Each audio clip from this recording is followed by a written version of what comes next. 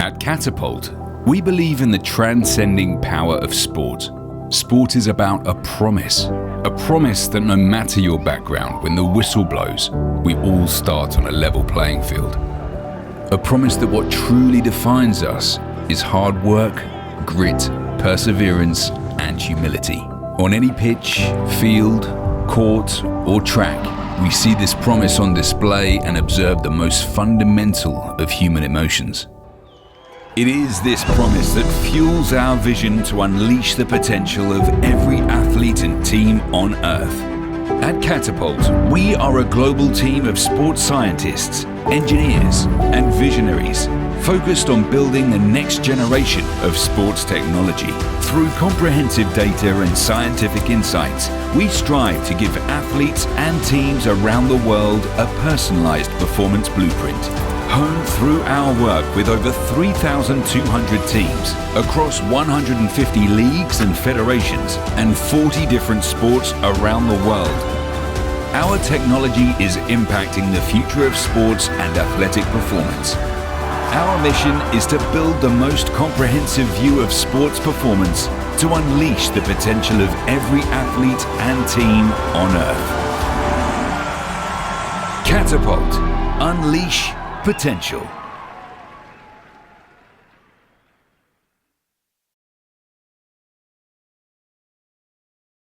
Palco é todo seu. Primeiramente, também agradecer, né? Obviamente, o convite aí por poder participar com a gente.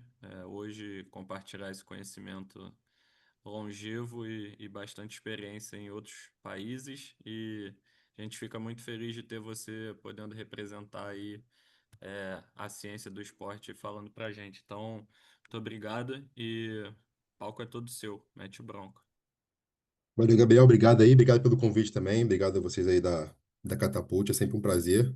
Eu já trabalho com vocês já há muito tempo, então é sempre um prazer poder falar sobre dados e ciência de dados e controle de carga. E como a gente estava conversando antes, né, é uma aula que eu estou até um pouco assim, um pouco apreensivo para falar. É a primeira vez que eu vou debater alguns assuntos depois de tanto tempo sem poder falar de controle de carga da maneira que eu gostaria de falar. Agradecer também a presença de todos, agradecer a todos que estão aqui para assistir. E quem quiser interromper o que eu aumento, eu queria que isso fosse também uma grande discussão, um grande debate. Então, a ideia que eu trouxe hoje é mais girar em torno disso, levantar alguns questionamentos sobre o nosso modelo de controle de carga atual e o que a gente vem fazendo, e que a gente consiga sair daqui com essa troca, que eu tenho certeza que aqui tem gigantes profissionais para somar nessa, nesse debate, né? O tema que a gente escolheu foi força, resistência e velocidade, né? E os dados, e como a gente utilizar a tecnologia para potencializar os, os atletas de alto rendimento. Então a gente vai voltar e focar muito no futebol profissional, né? Porque eu acredito que existe uma grande diferença quando a gente vai falar de futebol profissional e futebol de base. Eu acho que o futebol de base ele precisa respeitar a formação dos atletas, a formação do indivíduo ainda e todo esse controle. E o futebol profissional ele é voltado mesmo para ganhar e para ser competitivo o tempo inteiro. Passar aqui os slides. Beleza? Para quem não me conhece, meu nome é Lucas Albuquerque, né? Eu sou hoje o coordenador de performance e o preparador físico do Brusque SAF, né? O Brusque virou SAF esse ano e eu vim para cá. Trabalhei no futebol do Flamengo de 2017 até 2021. Lá eu era fisiologista. Passo para o Aves de Portugal 2021, 22. Depois eu vou para a Arábia Saudita, onde eu fico lá durante 3 temporadas e retorno para o Brusque, para o Aves e para a Arábia Saudita e para o Brusque, eu já vou como preparador físico, né? Eu faço a transição de carreira, que para mim é muito importante ter participado muito dessas duas áreas. É, licença da CBF, né? Pós-graduação em reabilitação através do movimento, pesquisador da FRJ pelo PPSC, que é o Departamento de Psicologia, de Fisiologia de Esportes de Combate. E, como eu falei, né, as 5 temporadas como fisiologista do Flamengo, onde eu consegui usar bastante e trabalhar diretamente com as ciências de dados na prática. Então, é onde eu quero voltar. Nos outros clubes eu continuo fazendo essa parte de fisiologista. Em nenhum dos clubes que eu participei depois eu tive a oportunidade de ter um fisiologista específico, né? Acabei sempre fazendo as duas funções. Hoje no Brusque não é diferente, não tem um fisiologista aqui. Então eu acabo fazendo tanto o controle de carga também como a parte de preparação física do campo. Então a primeira pergunta que eu faço, né, para iniciar esse grande debate é para que serve o controle de carga e quais são as maiores diferenças que a gente tem que entender quando a gente vai falar da teoria e da prática, né?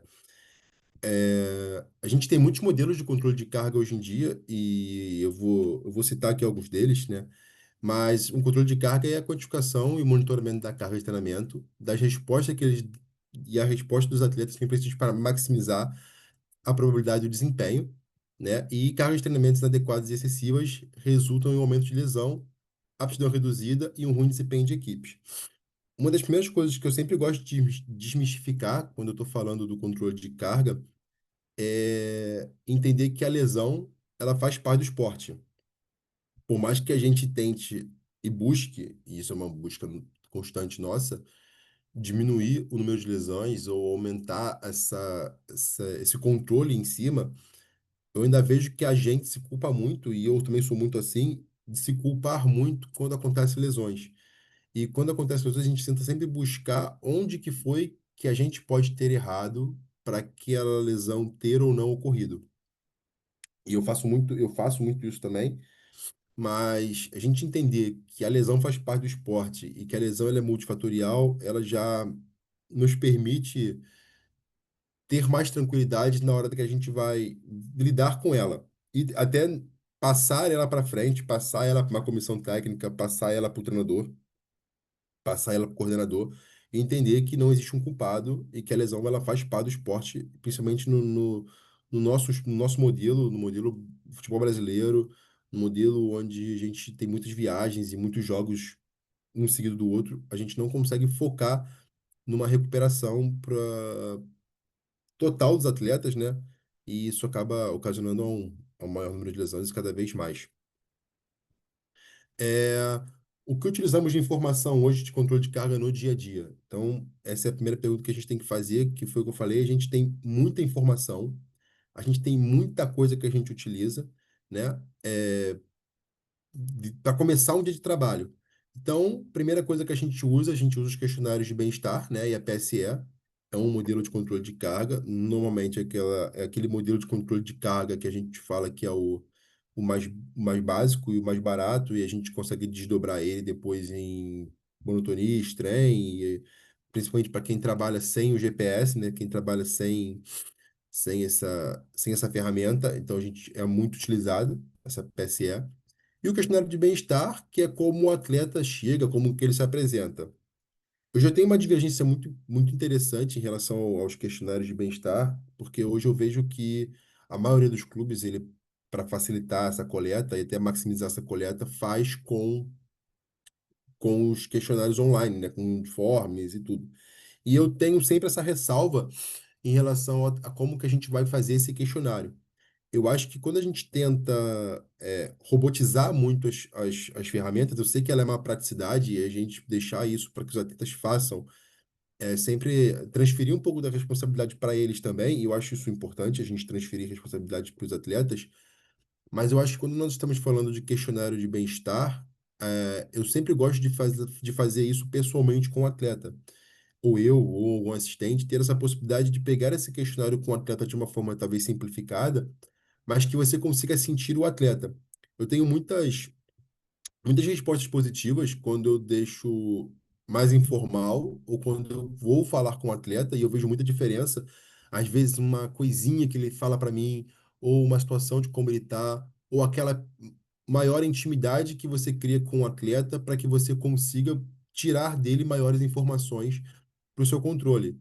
Então, às vezes, se ele foi pai, às vezes, se a mulher está doente. Então, coisas que são pequenas, que podem parecer pequenas, mas quando você consegue fazer um controle de bem-estar presencialmente, eu sinto que a gente acaba tendo mais abertura com o atleta, a gente transforma essa situação mais humana e a gente tira uma barreira, porque isso é uma conversa que eu também tenho muitos, que a gente é olhar o atleta sempre como uma máquina. Eu acho que a partir do momento que a gente consegue fazer o questionário de bem-estar presencialmente com o atleta, a gente quebra um pouco essa barreira e deixa essa situação um pouco mais humana.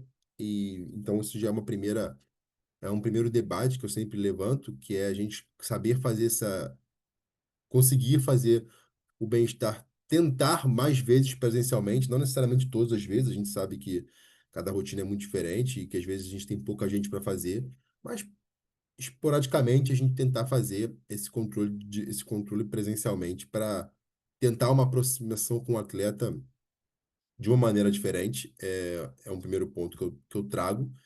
Então, os questionários de bem-estar é um modelo de controle de carga, né? A razão agudo crônico. A razão agudo crônico tem sido muito utilizada hoje em dia. Então, é onde a gente encontra, e que eu conversando com outros preparadores e outros fisiologistas, né? Para muitos, é usada como um número mágico, tanto para cima como para baixo, né? Então, a gente tem a zona que é chamada a suíte, né? Que é a zona boa. E a zona alta, que é onde você começa a passar ali de 1,5, dentro do futebol, 1,8, 1,3, dependendo do que é. Mas essa zona mais, que a gente considera a zona mais perigosa dentro da relação agudo-crônico, né? Então, evitar esses picos de carga e como que a gente vai lidar com ele durante o dia a dia. E tentar manter os atletas dentro de uma zona de progressão de carga entre ali 0,8 e 1,2, 1,3. Então, é onde é muito utilizada hoje em dia. Então, esse modelo que hoje em dia, pelo que eu tenho visto em relação a outros colegas, é o que tem sido o- um dos mais utilizados no dia a dia para gerar o controle da carga. O Griff, né? O Griff é esse que eles chamam do mundo real, que é quando você vai pegar a média dos atletas, né? Você pega a média dos atletas dentro de algumas variáveis do GPS e em cima das médias dos atletas em jogo, acima de 80 minutos, essas últimas cinco médias, né, dos 80 minutos jogados, você vai criar uma média e essa média você vai multiplicar por um fator. E esse fator que você determina, você vai gerar a carga da semana. Então, você pode determinar, como aqui vem explicando, né? Então, você pega um valor individual de referência de jogo, você inclui todos os jogos oficiais da temporada ou a temporada anterior, dependendo de que momento da temporada você está, se você já conhece o atleta, se você já conhece o perfil dele e tudo mais. Pega essa média dos cinco jogos, dos cinco melhores valores ou dos cinco últimos jogos, e aí fica muito a critério da interpretação que cada um faz em relação ao dado do seu atleta. E ele gera essa carga semanal multiplicado por um fator que ele é nosso, né? Ele é interpretativo. Alguns usam 2,5 para distância total, 3 para aceleração, desaceleração. Então, isso tudo também busca-se um pouco dentro da literatura, mas é um valor que fica a nosso critério. O atleta está voltando de lesão, você quer fazer uma carga menor, o atleta está muito cansado, você também quer fazer uma carga menor, então tudo acaba ficando um pouco dentro do nosso critério do quanto, olhando também para a relação agudo-crônico, então você mistura o grief com a relação agudo-crônico, quanto que você quer subir ou descer a carga com relação ao crônico, então o quanto que você vai construir essa sua semana, e você vai ter esse valor de referência que você vai utilizar, e aí aqui o artigo, né, ele monta um modelo onde o quanto que você vai multiplicar o fator ao longo das semanas para criar. Então, ele te dá, o artigo ele te desenha uma distância total, uma aceleração, uma desaceleração, a distância em sprint, a distância de alta intensidade, e o como que você vai distribuir ela ao longo da semana, trabalhando com esse ondulamento de carga.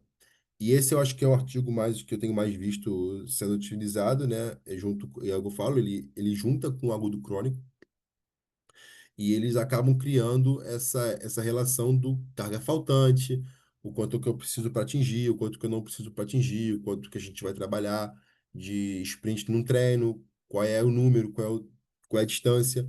Então, são dois artigos que eles se complementam praticamente para gerar esse número. e é um outro modelo de controle de carga, né, com o GPS. E aqui fica, tipo, aqui eu falei, aqui ele vai correlacionando com a carga do crônico, então ele vai gerar aqui tá pelas posições, né? Então pela posição e a semana, então a distância total, se a gente quiser fazer com o mais um 8% ou 14%, quanto é que você vai variar? Você tem a carga crônica, e aí você tem o 0,8 da carga crônica ou o 1,5 da carga crônica. Então ele tem que ficar ali nessa faixa ou aquela faixa que você for escolher. Então você gera esse número, né, para poder trabalhar esse modelo. Então eles geram esses números para a gente poder trabalhar em cima. E além dos modelos de controle de carga utilizados, né, como eu falei, o agudo crônico e o GRIF e o questionário de bem-estar, o que que a gente tem hoje de palpável que a ciência já nos mostrou que dentro do nosso dia a dia, como fisiologistas ou como preparadores físicos, é importante para que os atletas façam num ciclo semanal ou mesociclos ou microciclos semanais para que a gente consiga ter uma diminuição dos riscos de lesão, né? Que é o que no final todo mundo acaba tentando buscar, mesmo a gente entendendo que ela é multifatorial, que ela acontece de muitas formas, a gente vai sempre buscar diminuir. Quais são os outros modelos e os outros tipos de treinabilidade que a gente busca ao longo desses ciclos para continuar diminuindo? Então, primeiro treino de força, né? É o, é o top um, é o mais pesquisado da implementação do treino de força como prevenção de lesão, e como que a gente vai encaixar ele tanto de ciclos congestionados, então com 2 jogos na semana, quanto que a gente vai trabalhar? A gente vai trabalhar a força isométrica, a gente vai trabalhar a força concêntrica, a força excêntrica, em que momento? Então essa é uma discussão que eu tenho muito, inclusive tive há pouco tempo uma discussão muito interessante com o Altamiro Bottino com relação ao treinamento de força, né? Que muitas vezes a gente tem um receio de fazer o treinamento de força, mas a gente prefere levar um atleta, às vezes, num mais um ou num mais dois, para algum tipo de treino de campo que muitas vezes ele vai gerar mais adaptação neuromuscular do que, às vezes, um treino de força resistido controlado. Então, o treino de força, a gente tem hoje os estudos mostrando da importância dele, né, ao longo dos ciclos, né, como trabalho preventivo e principalmente quando a gente fala de trabalho excêntrico, principalmente quando a gente está falando de posterior de coxa e os músculos adutores. Mas ainda existe esse receio de em que momento a gente vai encaixar a força máxima mesmo, por- baseado nos ciclos congestionados. Mas a gente sabe que ela é um modelo de treinamento que a gente precisa encaixar dos nossos ciclos ou micros ou mesociclos, e como que a gente vai encaixar ele ao longo das semanas, para não ficar longos períodos sem fazer, e o grupo 2 também fazer, e em qual momento, e com força isométrica, ou se a gente vai reduzir, se a gente vai fazer mais ou menos, mas é uma discussão que a gente precisa sempre levantar, que ela é um indicador muito positivo para a redução dos números de lesões. Então, ela é um dado importante que a ciência nos mostra da importância de fazer o treinamento de força. E aí, então, vamos aí, segundo os artigos, a gente teve 10 vezes menos lesões que o grupo que não fez. Destaca a importância do treinamento excêntrico, como, por exemplo, os treinamentos nórdicos para posterior de coxa, e os treinos de alta carga, de 80% de um RM, mostra maior eficiência. Então, volta naquilo que eu falei no momento anterior, que é em que momento a gente vai encaixar isso, e a gente sabe que 10 vezes menos lesões é uma informação extremamente importante. Então, além dos controles de carga com o GPS que a gente já tem, a gente já sabe que a gente precisa fazer o treinamento de força, que ele é extremamente importante para essa prevenção. Potencial pós-ativação, também muito utilizado, que é o PPA, ou alguns chamam de transferência, eu particularmente chamo de transferência, né? Que é o que a gente vai fazer, as movimentações de aceleração, desaceleração e mudança de direção no campo, logo após o momento de força.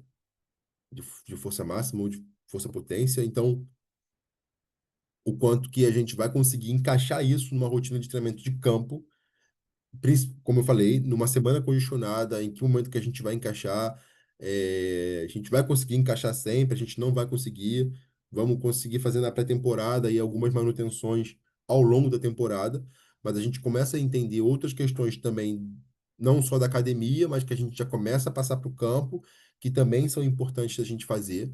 Então, que a gente vai fazer como uma ativação, como a gente vai fazer como um pré-treino, eu particularmente sempre uso o PPA como uma ativação. Então, eu saio da academia, do treinamento de força e já inicio diretamente no campo com a ativação com o PPA antes de iniciar um trabalho, às vezes do treinador, dependendo do tempo, ou às vezes com uma dinâmica de passe mais voltada para força, quando a gente está falando, quando a gente quer preparar ainda uma bola antes do treinador. Então, a gente tem que buscar aí os momentos que nós vamos entregar é, realizar o PPA, né? É um fenômeno fisiológico em que, após realizar um exercício de força ou explosão, a gente fica mais preparado para o desempenho da alta intensidade a partir da ativação, da maior ativação, né, da neuromuscular para fibras rápidas. Em alguns momentos, eu ainda gosto de finalizar com o sprint, depois de realizar todo o momento do PPA. Eu finalizo ainda as séries com dois sprints e tento aumentar essa carga neuromuscular para potencializar o treinamento de força. Além disso, hoje em dia não se discute, né, o treinamento de sprint, principalmente os sprints que nós chamamos de sprints protetivos, que é para encaixar ao longo da semana um modelo de treinamento com o sprint para que a gente chegue pronto para o jogo. E aí a gente já vê que os sprints hoje em dia eles são tão importantes quanto o treinamento de força como o treinamento nórdico. Ele já tem essa capacidade. Os sprints acima de 85% da velocidade máxima, 90% da velocidade máxima, tentar atingir os máximos dentro do treinamento ao longo da semana, para que a gente chegue mais preparado para o jogo e que essas microdoses nos permitam ter cada vez menos lesões, principalmente de posteriores de coxa. Então, a gente já sabe a importância de realizar esses sprints, iniciando através das acelerações e a gente ir ganhando ao longo da treinabilidade até chegar nos sprints de 25, 30, 35 metros, 40 metros, quando a gente consegue já alcançar esse nível de treinabilidade. Então, a gente já começa a ter também mais uma situação que a gente começa a levar para o campo. Então, a gente já tem, já, como eu falei, agudo crônico, a gente já tem o grief, a gente que se correspondem, a gente tem um questionário de bem-estar, a gente tem treinamento de força, temos o PPA, temos o sprint, né? Então, explicando ali, né, o sprint é que é importante do esporte, e a gente trata isso como um componente essencial. Então, hoje em dia, ele já é muito utilizado praticamente por todos os preparadores físicos que eu conheço, já trabalham esse sprint como proteção, como treinabilidade, que é uma ação importante do jogo, que é, às vezes, a ação que define um jogo, ou para frente ou para trás. Então, fazer sprints de longa distância para todas as posições é extremamente importante, porque às vezes a gente também quer fazer para os que fazem mais e esquece dos que fazem menos, então tem essa importância de trabalhar. E é isso, a periodização do treinamento de sprint ela é fundamental hoje em dia. A gente não consegue falar do treinamento do futebol, falar do treinamento desse alto rendimento sem falar do, do treinamento do sprint para redução de lesão. E eles combinados com o PPA, como eu falei, no PPA eu faço, às vezes, o sprint, eu tento encaixar no meu potencial para ativação o sprint, da transferência ao sprint, para que eu consiga ainda tentar maximizar ainda mais essa produção, principalmente nas fases iniciais, que a gente sabe que a gente não aumenta a velocidade máxima, muito difícil, mas que a gente consegue, essa fase inicial aí, às vezes a gente consegue dar uma melhorada dependendo de atleta para atleta. Então, é sempre importante essas fases iniciais a gente conseguir trabalhar mais essa aceleração. E aí a gente entra no ondulamento de carga, que aí já é outra questão que se fala muito, onde a gente vai trabalhar com a questão para quem gosta muito também, a monotonia e o trem. Então, a gente ter aquela carga do ondulamento, não trabalhar sempre a mesma carga, a gente conseguir fazer cargas mais altas e cargas mais baixas dentro de uma semana. Quando a gente chega no -2, a gente conseguir reduzir a carga para poder chegar no jogo mais preparado. Então, a gente saber os dias que a gente vai dar pico, saber os dias que a gente vai baixar mais a carga, para fugir dessas cargas sempre altas ou dessas cargas sempre baixas durante o treinamento semanal, para que a gente consiga ter estímulo e recuperação constantemente, para que a gente consiga no jogo chegar e fazer o nosso 100%. Então, além, como eu falei, da questão do sprint, da PPA, treinamento de força, grife, bem-estar, agudo crônico, a gente também tem que olhar muito para essa questão do ondulamento da carga, olhar muito para essa carga da monotonia para saber se nós estamos conseguindo, principalmente com o grupo um e com o grupo 2, atingir esse ondulamento de carga. Hoje, no nosso calendário, com 2 jogos semanais, é muito mais fácil a gente conseguir fazer isso com o grupo um, porque o grupo um ele joga domingo, ele recupera segunda e terça, joga quarta. Recupera quinta, sexta, e sábado, joga domingo. Beleza, a gente consegue gerar esse ondulamento de carga. Infelizmente, isso atrapalha muito a nossa treinabilidade, mas ele nos permite pelo menos o ondulamento da carga. Numa questão do grupo 2 onde ele joga muito pouco, às vezes viaja, não joga e fica com esse ciclo deficionário, a gente tem essa dificuldade de atingir essas grandes cargas, mas é uma coisa que a gente também tenta estar atento constantemente, né? Existe essa correlação da monotonia estranha em lesões não traumáticas, né? Então a gente tem que ter essa atenção, porque essa correlação ela também existe. E a importância do anulamento, controle da carga, a modificação dela ao longo das semanas permite uma maior adaptabilidade dos atletas ao estímulo e resposta. Beleza, e aí foi o que eu falei, e que é onde agora eu quero tentar trazer um pouco mais para a ideia que eu trouxe para a aula de hoje, que é para onde está indo o, a ciência de dados e para onde está indo o controle da carga. Eu entendo que a gente tem muita informação hoje. Então, como eu falei aqui, só rápido de passagem, eu listei muitas coisas que a gente consegue observar. E principalmente quando eu volto lá nas primeiras, né, que é o agudo crônico e é o grief, uma, uma questão que eu sempre levanto, e é onde eu vou levantar, assim, a primeira bola do que eu falei que gostaria que fosse mais uma ideia de um debate, em que momento a gente está entendendo também que existe um treinador que quer dar o treino dele. E em que momento a gente tem que entender que os números que a gente quer atingir, não necessariamente o treinador vai atingir. Ou o treinador vai conseguir, ou ele vai querer.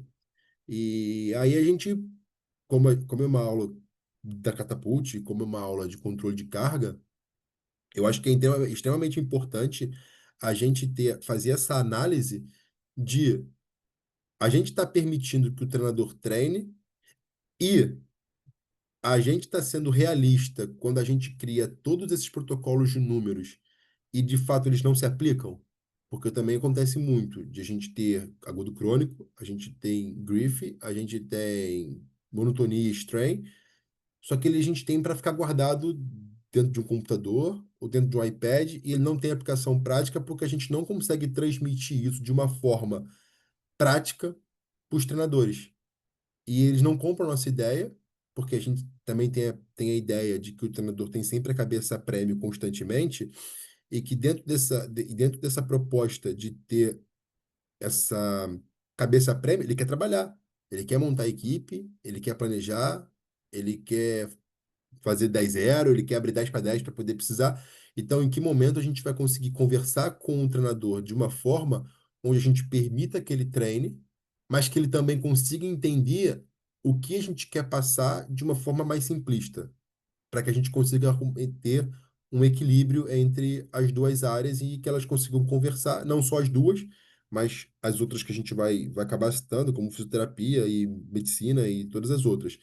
Então, o Tim Gabbett, ele faz um artigo também em 2020 que ele fala um pouco disso, das interpretações que a gente acaba gerando da quantidade de dados que a gente tem e o, o quanto que a interpretação que a gente pode ter errônea nos faz querer controlar todas as coisas para gerar números mágicos e o quanto é multifatorial e o quanto a gente precisa é, entender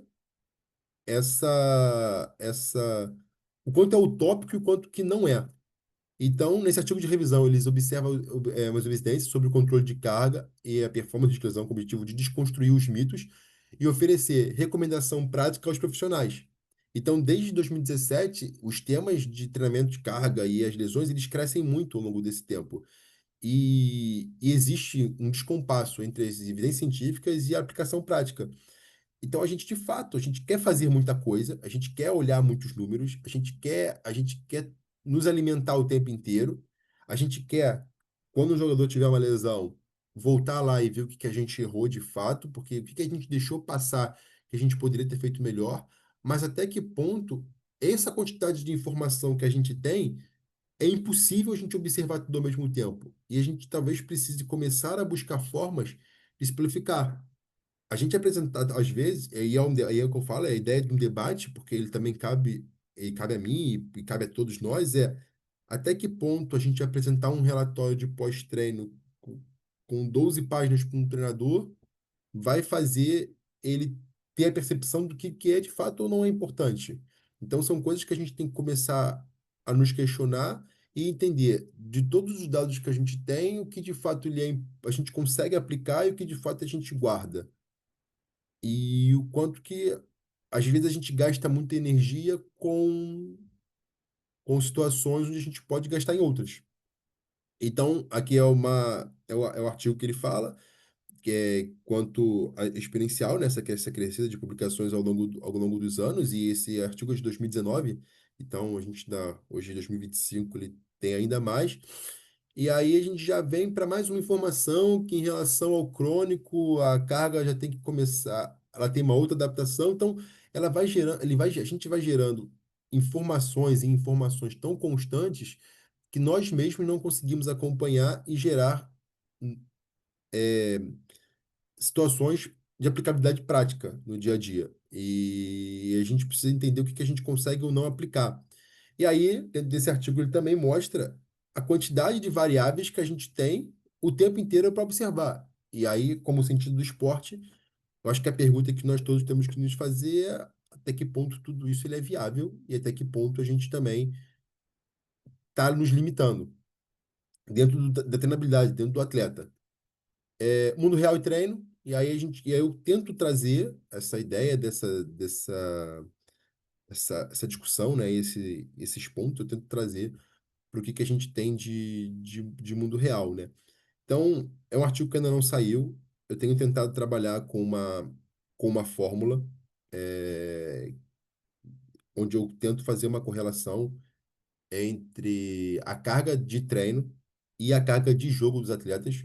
A ideia é muito similar à ideia do Griff, que é você fazer essa média dos 5 jogos e acima de 80 minutos. Então, eu tenho essa média desses atletas e eu gero uma correlação. E aí eu pego algumas dessas cargas, dou um peso específico para cada uma, para algumas valências específicas, dividindo elas em resistência, velocidade e força, né? É, E faço uma correlação do que foi o treino com relação ao jogo desse atleta. Então a carga ela acaba ficando muito mais individualizada. E então, através do GPS, a gente busca uma forma de controlar a carga dos atletas de uma maneira mais individualizada. E eu tento fugir um pouco da PSE, porque na nossa percepção, se o atleta ele aguenta fazer a carga X, porque ele fez no jogo e a gente considera o jogo o 100% dele, o quanto do treino, e aí não necessariamente uma carga em específica, mas aí eu falo da valência inteira, a resistência, a valência velocidade ou a valência força, o quanto do treino ele atingiu daquela valência. Então, eu associo a carga dele do treinamento para o jogo e ele vai ter a nota dele do quanto que ele atingiu. E aí eu também consigo manipular isso para cada caso de atletas específicos. Como eu falei, eu tenho um exemplo, eu tenho um atleta meu que ele tem 37, 38 anos, que ele não joga 100 minutos, 90 minutos, ele não joga, ele não consegue, ele tem muita cirurgia de joelho, ele não consegue mais. A gente joga num sintético aqui no Brusque, que é um sintético muito ruim,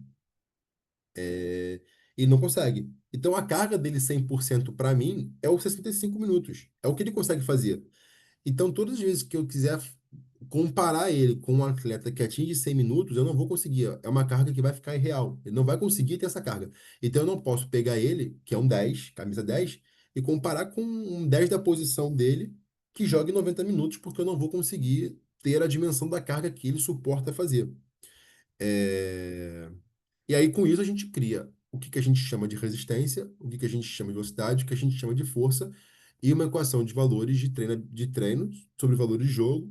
E a gente, como eu falei, a gente dá pesos específicos. Então, por exemplo, quando a gente vai falar de velocidade, a distância de sprint, ela vai ter um peso maior do que a distância de alta intensidade, porque pela demanda física maior para realizar e ela permite melhor entender a curvatura do treino, a curvatura da semana e o fato do quanto aquela carga pode ter impactado no atleta ou no grupo. Então, esse aqui é um exemplo, né, do relatório. E aí, para a parte final, então, ali a gente já vê ali resistência, velocidade e força. E a gente vê a carga do treinamento. Então, qual foi a carga daquele dia para cada atleta.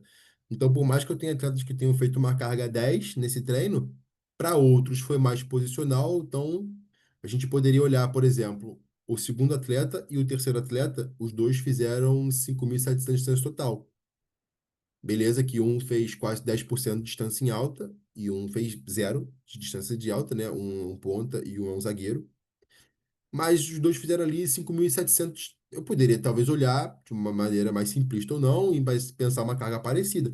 Mas um deu uma carga 2 e um deu uma carga 8, 8 para 9. Então qual é o cuidado? Esse treino foi o treino de anteontem, então bem real. Qual é o cuidado que eu tenho hoje para dois atletas que tiveram cargas no mesmo dia, cargas tão distantes? Então, o que que eu preciso fazer hoje? O que que eu preciso ter de cuidado com o outro que atingiu uma carga 9? O atleta que eu falei para vocês que tem 37 anos, ele atingiu uma carga 22. E é isso. Qual o cuidado que tem que ter com ele hoje? Hoje ele foi meu treino de sprint, ele não fez os sprints. E ele só fez dois. Só que a média dele é meio. Ele faz meio sprint por jogo. Então, para ele fazer dois sprints, então ele fez 4 vezes aquilo que ele consegue fazer no jogo. E esse cuidado ele é importante, ele faz parte, é o que ele aguenta fazer. Então, essas são as observações e são os cuidados que a gente tenta fazer quando a gente utiliza essa fórmula para mapear, né? E aí a gente tem aqui, né? Isso nos traz uma percepção de entender como cada atleta e às vezes como a posição ficou naquele dia, né? Então, no primeira coluna aqui, eu tenho um treino mais dois, que foi um recuperativo para o G1 e foi um estabilizador aquisitivo para o G2. E eu tenho um outro treino ali, onde ele foi um treino de campo aberto, onde a gente fez um 10 para 10 e praticamente todo mundo atingiu carga máxima. E aí, como vocês podem ver, a gente tem carga 15 porque a gente atingiu, às vezes, mais do que um jogo. Então, a carga do treino ela é a média simples, né, das três valências, então a gente atinge mais do que um jogo. E é isso, é entender que no dia seguinte eu preciso recuperar esse atleta como se ele tivesse jogado, e ter esse cuidado. E esse ondulamento de carga que a gente também tenta fazer aqui no Brusque dessa maneira de levar para esse controle de carga, tentando trazer para mais realidade. E aí a gente tem um ondulamento da carga. Então a gente tem ali, por exemplo, a gente aí tem ali a semana, né, que é a carga do G2 e a carga do G1.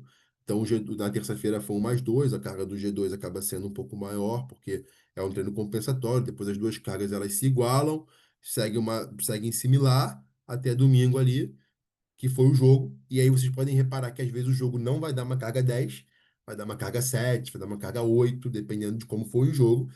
E a gente consegue entender ali os ondulamentos da carga e como que ela está se comportando nos dias, no dia a dia. E aí a gente traz para uma questão de, voltando para o que a gente fala de monotonia. Quando a gente fala em relação à carga, a gente vai dizer que a gente teve uma carga 4 na terça, isso aqui já é um caso, já um exemplo, né?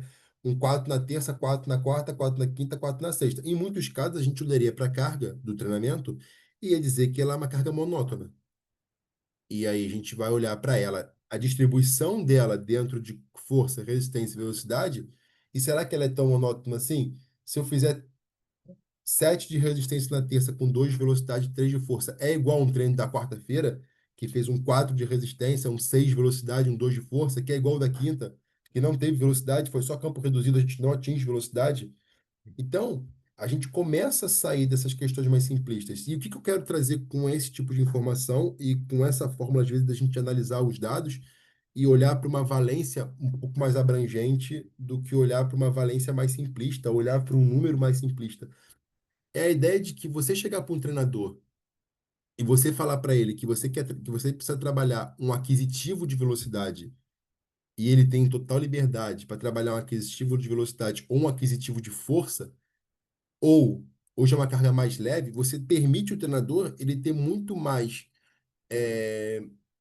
liberdade para trabalhar do que a gente ficar escolhendo talvez um número mágico, e aí que eu falo, é a ideia do debate, da gente tentar ter números que a gente considera números importantes que a gente precisa bater.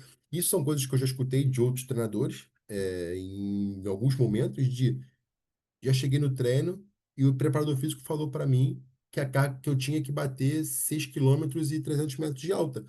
E aí quem está dando o treino é o preparador físico ou o treinador? E isso é um questionamento que a gente precisa sempre se fazer. É a gente que está moldando o treino ou a gente está permitindo que o treinador crie dentro de uma condição que a gente quer estipular para ele? Ó, treinador, eu preciso muito que a gente atinja a distância de alta intensidade ou hoje ou amanhã.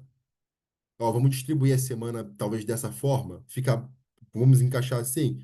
Ele também pode dizer que não consegue, a gente tem que tentar nos adaptar a uma situação dele. E em muitas situações o treinador também não atinge o sprint como eu gostaria, e eu no aquecimento vou fazer o sprint no aquecimento, que foi o caso de hoje. -2 é onde eu encaixo o meu sprint, meus atletas estão adaptados a fazer o sprint no -2. E hoje ele não fez carga. Hoje não foi carga. Mas como eu mostrei para vocês que esse aqui foi meu treino de ontem, e por mais que alguns atletas tenham feito sprints ali, 7, eu tenho atletas que fez 0, atleta que fez 1, atleta que fez 2. Então eu precisava de algum momento hoje encaixar. E ao mesmo tempo, os atletas que tinham feito 7, que tinham feito 5, hoje eu já retirei. Não precisava. O atleta que atingiu uma carga 9 ontem, ele não fez o sprint, ele ativa e não faz o sprint. Então, a gente conseguir entender e manipular as cargas de uma forma onde fique de uma ideia fácil para o treinador entender e manipular as cargas para ele. Entender o contexto que ele vai trabalhar num campo grande, que ele vai trabalhar num campo reduzido, que ele vai trabalhar mais volume, que ele vai ter mais tempo ou menos tempo, fica muito mais fácil da gente falar para ele que ele vai atingir 5 km e 300 metros de alta. A gente tem que tentar entender essas situações para que as duas áreas consigam conversar e a gente consiga diminuir esses riscos das lesões, que é nosso grande foco, e aumentar a performance. Não adianta nada a gente não ter lesão e não ter performance, assim como também. Então, assim, o futebol ele é determinado muito pelos resultados. E eu acho que a gente tem que sempre tentar priorizar o resultado. Claro que a gente quer sempre diminuir as lesões, mas a gente precisa entender que o trabalho do treinador e o resultado, eu acho que ele está numa prateleira que a gente precisa considerar muito importante. E esse é o debate que eu queria trazer para cá. E aí, aqui, como eu falei, dentro do relatório, a gente vê se a gente atingiu a velocidade máxima, o quanto que a gente, qual o percentual que a gente atingiu da velocidade máxima, a quantidade de sprint que a gente atingiu. Então, tudo isso, vocês veem ali, ó, que o jogador o mais velho ali, é o quinto de cima para baixo, tem sempre o quarto de cima para baixo, sempre dificuldade de atingir o sprint, é um jogador que não atinge, então a gente está sempre olhando para ele de uma forma diferente.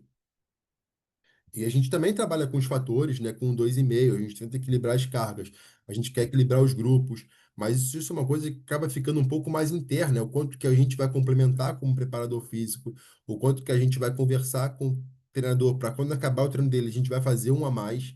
Olha, tem atleta tal, tal, tal, que precisa atingir tal situação. Se a gente não fizer no treino, a gente complementa no final e tentar não comandar tanto o treino. Isso é um questionamento que eu tenho tentado trazer para essa discussão. E como eu gosto, tento equilibrar as cargas, tento atingir carga de jogo, a gente vê quem está jogando, quem não está, a gente tem uma situação muito detalhada de como que está a semana, do quanto que a gente está atingindo dentro dessa semana, e a gente vai observando isso conforme a semana vai passando, e se a gente está atingindo aquilo que a gente programou, porque é claro que a gente vai programar a nossa ideia. Isso é claro, a gente não deixa de programar nada, a gente só tenta alinhar ela, levar ela de uma forma diferente para o treinador para ela ser melhor aceita.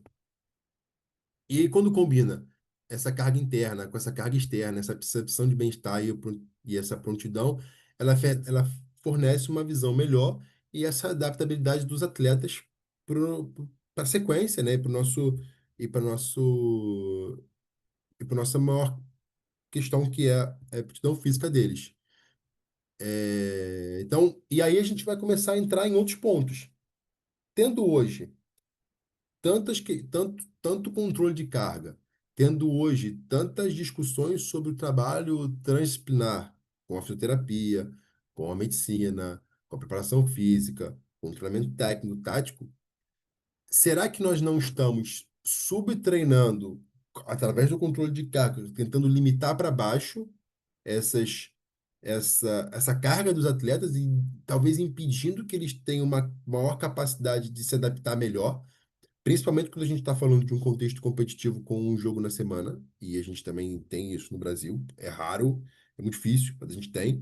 E às vezes até mesmo em questão de encaixar cargas em alguns momentos, onde a gente tem semanas cheias, mas tentar entender em que momento a gente consegue ou não encaixar. Mas será que a gente não está subtreinando hoje, tendo em vista a quantidade de informação que a gente consegue ter de bem-estar e recuperação dos nossos atletas?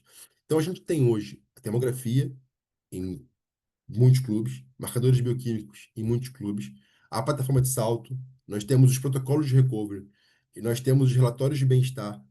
Então, o quanto que a gente pode também estar subtreinando, tendo em vista que a gente tem outras ferramentas que nos permitem ter uma visão melhor e mais ampla de como que pode estar esse atleta. Então, com tantas informações a nível físico e até a própria tentativa de desmistificar alguns mitos relacionados à carga de trabalho, devemos fazer o seguinte questionamento: o treino, e aí aquela questão que eu trouxe antes, em que momento a gente permite que de fato ele ocorra e aonde o treinador, que tem a cabeça prévia, sempre, né, tem a liberdade de gerir e criar os modelos de treinamento para que a gente possa desempenhar o melhor resultado dentro do jogo, dentro do campo, né? E a gente terá, por mais que a parte física seja extremamente importante, ela é a única, ela é a única parte determinando o jogo. A gente sabe que sem ela a gente não, a gente vai ter muita dificuldade de ganhar o jogo, e a gente sabe disso. Mas ela é a única, a estratégia que a gente vai montar para o jogo, ela tem a importância. E aí, pensando em alguns tópicos, a gente precisa levar outros questionamentos para nós mesmos. Dentro da literatura, o que de fato a gente tem que fazer para diminuir esse risco de lesão? O que que a gente vai. A gente precisa fazer todas as coisas que a literatura diz para a gente? Ou a gente consegue encaixar as mais importantes, ou que a gente consegue dentro do nosso cotidiano para que as áreas consigam conversar de uma forma mais uniforme, né?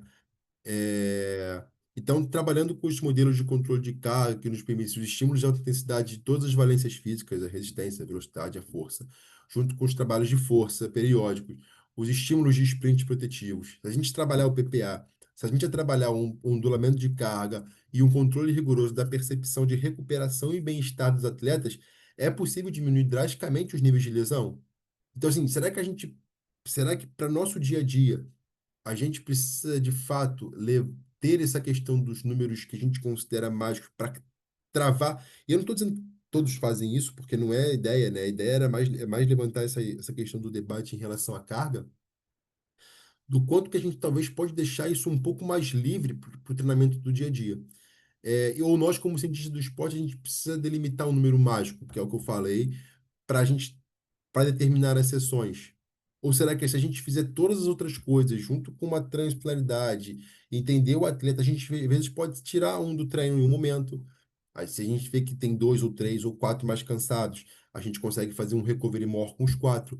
Os quatro às vezes fazem parcialmente um treino, não precisa fazer um treino completo durante uma semana. E com isso, você consegue também criar uma relação com o treinador de tirar um atleta, tirar dois, e ele vai ter os outros para treinar, porque os outros estão bem. Então, até que ponto a gente também não precisa limitar o grupo como um todo, e a gente entender que vão ter atletas que eles precisam de atenção especial e que eles terão essa atenção especial, mas que a gente consiga manipular essas cargas dessa forma para que os outros consigam treinar mais, porque eles aguentam fisicamente treinar mais, e os que têm mais dificuldade para se adaptar a essa carga vão levar mais tempo, e a gente vai adaptando ela ao longo da temporada. Afinal de contas, a gente tem uma temporada inteira para gerar essa nova adaptação a todos os atletas. Com tantos recursos e marcadores de fadiga, não podemos nos permitir extrapolar mais a carga de treinamento e permitir que os controles assumam seus respectivos papéis no controle de carga. Então, usar a termografia, usar o marcador, usar o bem-estar. Aqui eu não tenho nem bioquímica e nem termografia, aqui eu acabo usando muito o bem-estar e eu utilizo muito o bem-estar falado, né? Eu que faço o bem-estar com todos eles individualmente para entender questão de dor, questão de fadiga, questão de sono. Então, eu particularmente funciona muito bem o bem-estar falado para mim. Eu não consigo fazer ele online. Para mim, isso é uma coisa muito minha, eu não consigo, porque eu pego muita coisa com eles nesse dia a dia. E aí, será que a gente não está subestimando a capacidade de adaptação física dos atletas? O quanto eles conseguem se adaptar? O quanto eles conseguem aumentar essa carga, talvez exponencialmente, até ele chegar num ponto que ele se sinta mais fadigado e a gente precise recuperar ele de uma outra forma? São esses questionamentos que a gente traz. É, eu trouxe mais esse debate. Eu queria trazer um pouco esse tema, foi o que eu falei, eu estava um pouco apreensivo para fazer essa apresentação. Não sei também se eu consegui me colocar da maneira que eu gostaria, mas são conversas que eu venho a ter com outros fisiologistas, com outros preparadores físicos e com treinadores, e a gente tem tido muito esse debate do quanto que às vezes a gente pode estar limitando e o quanto que a gente pode nos permitir talvez treinar um pouco mais em algumas situações. E tive essa conversa com o Marquinhos na seleção da última vez que eu tive com ele lá durante a licença, e ele falou muito sobre isso. Tenho essa conversa constantemente com a Sara, né, do Vasco, também sobre essas questões. Tive essa conversa com o Altamiro Botino em algumas outras situações, e eu acho que hoje a gente tem caminhado muito para ter essa percepção.